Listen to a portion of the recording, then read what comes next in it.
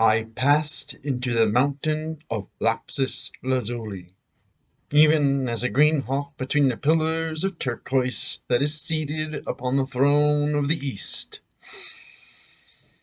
So came I to Dewant, the starry abode, and I heard voices crying aloud, "O thou that sittest upon the earth!" So spake a certain veiled one to me, "Thou art not greater than thy mother, thou speck of dust infinitesimal! Thou art the Lord of glory, and the unclean dog." Stooping down, dipping my wings, I came unto the darkly splendid abodes. There in that formless abyss was I made a partaker of the mysteries of earth. I suffered the deadly embrace of the snake and of the goat. I paid the infernal homage to the shame of Cam. Therein was this virtue, but the one became the all.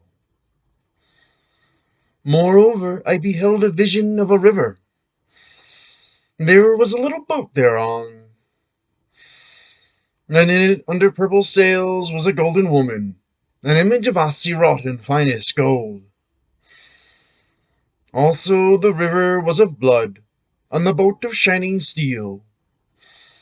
Then I loved her, and, loosing my girdle, cast myself into the stream.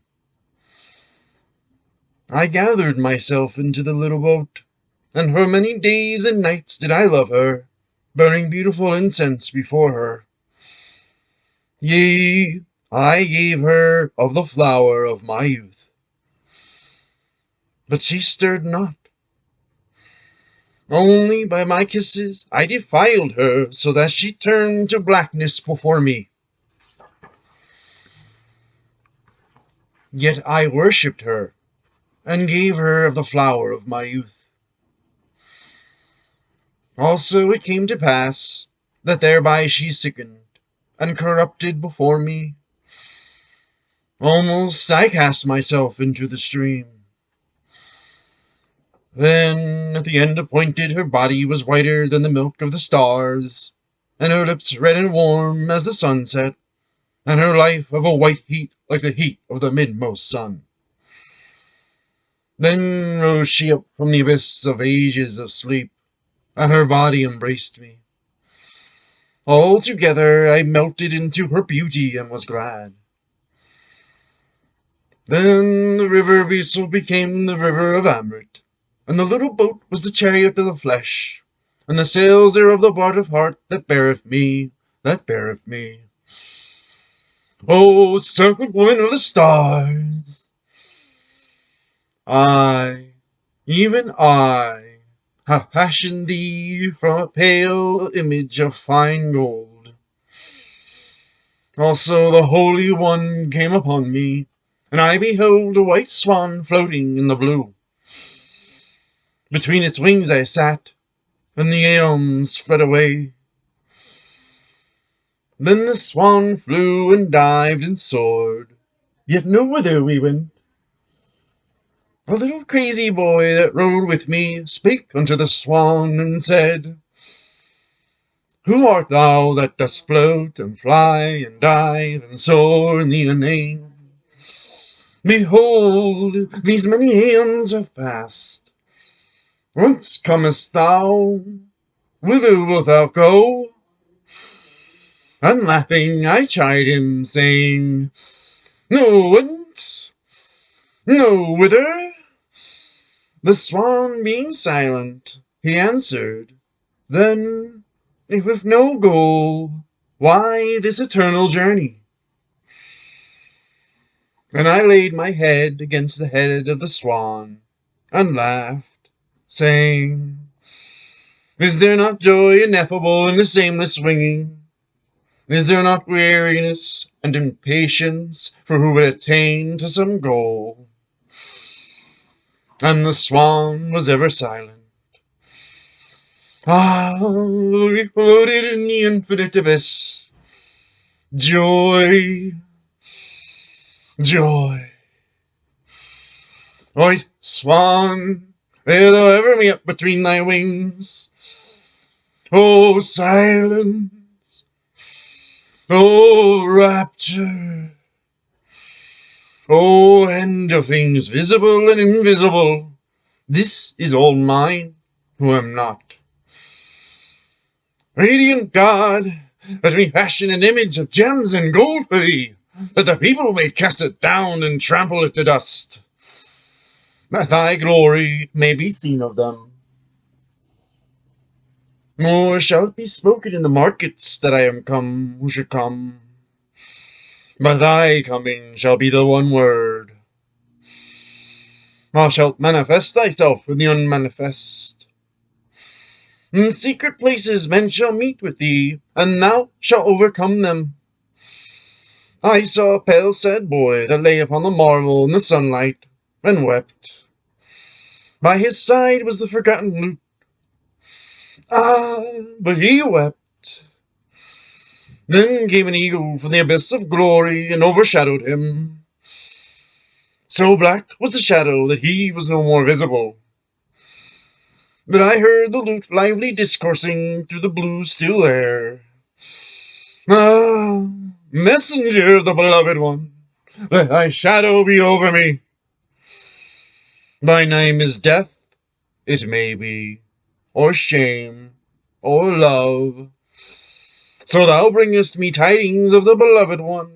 I shall not ask thy name. Where is now the master? Cry the little crazy boys. He is dead. He is shamed. He is wedded, and their mockery shall ring round the world. But the master shall have had his reward. The laughter of the mockers shall be a ripple in the hair of the beloved one. Behold, the abyss of the great deep. Therein is a mighty dolphin, lashing his sides at the force of the waves. There is also a harper of gold, playing infinite tunes. Then the dolphin delighted therein, and put off his body, and became a bird. The harper also laid aside his harp, and played infinite tunes upon the panpipe. Then the bird desired exceedingly this bliss, and laying down its wings became a fawn of the forest. The harper also laid down his panpipe, and with a human voice sang his infinite tunes. Then the fawn was enraptured, and followed far. At last the harper was silent, and the fawn became Pan in the midst of the primal forest of eternity. Thou cannot charm the dolphin with silence, O my prophet! Then the adept was wrapped away in bliss, and the beyond of bliss, and exceeded the excess of excess. Also his body shook and staggered with the burden of that bliss, and that excess, and that ultimate nameless. They cried, he is drunk, or he is mad, or he is in pain, or he is about to die. And he heard them not.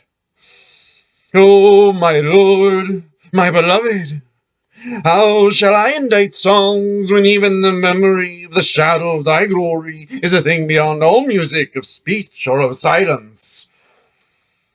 Behold, I am a man.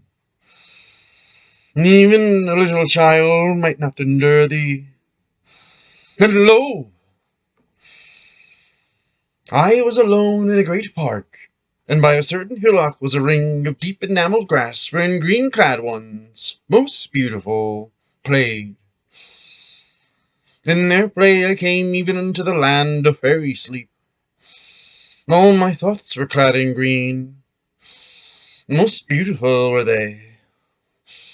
All night they danced and sang, but thou art the morning, oh, my darling, my servant that twinest thee about this heart.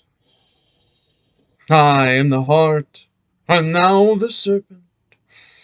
Wind thy coils closer about me, so that no light nor bliss may penetrate. Crush out the blood of me, as a grape upon the tongue of a white dark girl that languishes with her lover in the moonlight. Then at the end awake. Long hast thou slept, O great god Terminus. Long ages hast thou waited at the end of the city and the roads thereof. Awake thou, wait no more. Nay, Lord, but I am come to thee. It is I that wait at last. The prophet cried against the mountain, Come now hither, that I may speak with thee. The mountain stirred not. Therefore went the prophet unto the mountain, and spake unto it. But the feet of the prophet were weary, and the mountain heard not his voice. But I have called unto thee, and I have journeyed unto thee, and it availed me not. I waited patiently, and thou wast with me from the beginning. This now I know, O my beloved, and we are stretched at our ease among the vines. But these thy prophets, they must cry aloud and scourge themselves. They must cross trackless wastes and unfathomed oceans. To await thee is the end, not the beginning. Let the darkness colour up the writing. Let the scribe depart among his ways. But thou and I are stretched at our ease among the vines. What is he? Oh, thou beloved one, is there not an end? Nay, but there is an end. Awake, arise, gird up thy limbs, O thou runner.